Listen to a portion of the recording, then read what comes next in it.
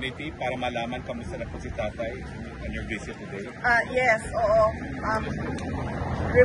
Ni-remind kami no, na detention unit na merong kailangan sundin na mga conditions sa visit. No? So from now on, bawal kwento kung ano yung mga nangyari sa loob at ano yung mga pinag-usapan sa loob.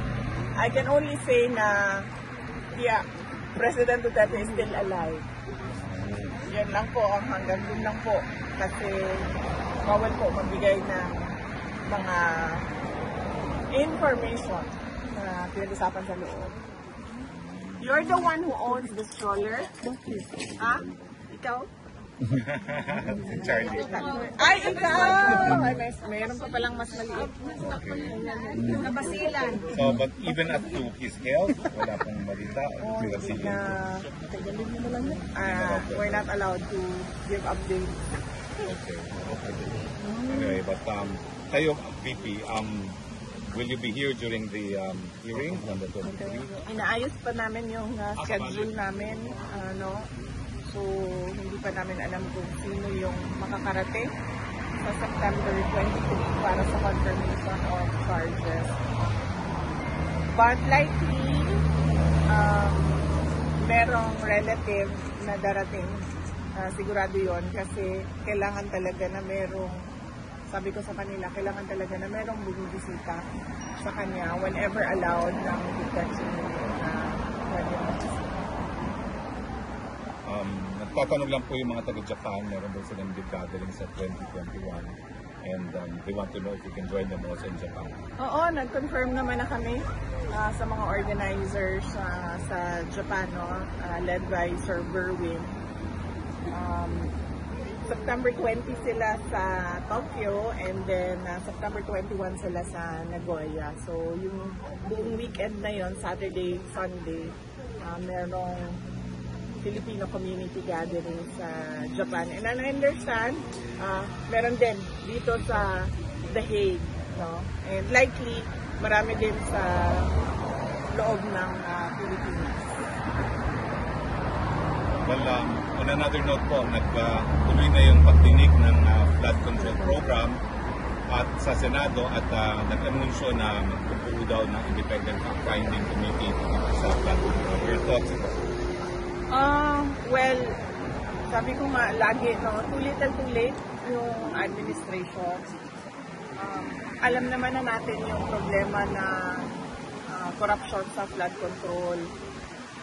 Hindi lang sa administrasyon na ito, sa mga lahat ng mga dumaan na administrasyon, hindi lang sa administrasyon ni Pangulong Duterte. Alam na natin yan lahat. Naging mayor ako 2010.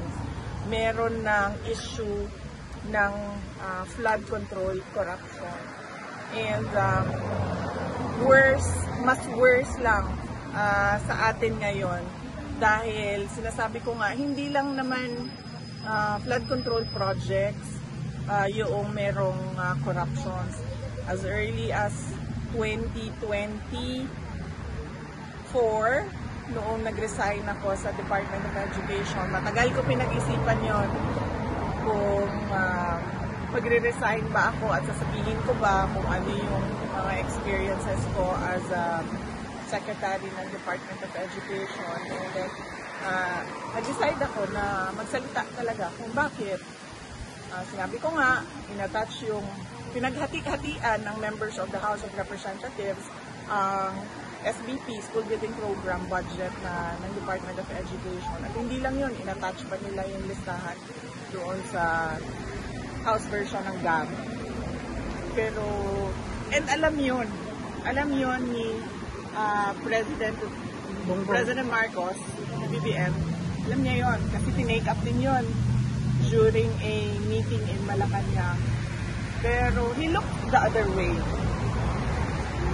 So, magdududa ka kung bakit bigla ngayon ay merong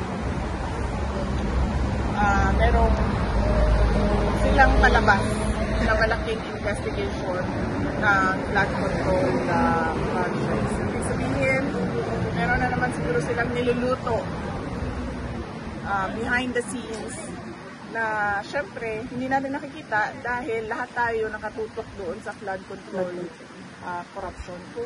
Kung seryoso lang talaga ang presidente, tapos na yan, isang araw lang, matuturo niya lahat ng may kagagawan ng corruption sa budget. Pero, well, as you can see, parang nanonood tayo ng Venezuela. Well, VP, you were once a mayor, and alam namin nandito ka naman sa Dahig, no? But do you plan to meet with Mayor Magalong and the rest of the leadership of the mayors for good governance? Because you had good governance when you were mayor yourself. Wala pa kaming, hindi na pag-usapan at wala pa kaming schedule. Ang immediate ko na schedule pagbalik sa Pilipinas ay sa Bicol region dahil celebration nila ng Peña Francia at merong mga small gatherings kami doon, sectoral gatherings para sa mga issues naman sa Bicol na I'm sure biktima din ng corruption ng projects sa gobyerno.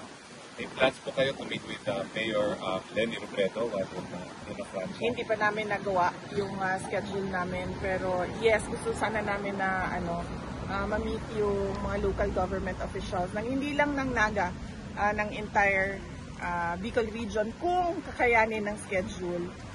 But mainly, nandun kami to celebrate with the Bicolanos, to pray with the Bicolanos sa pinakamalaking festival nila, ang Peña Francia Festival.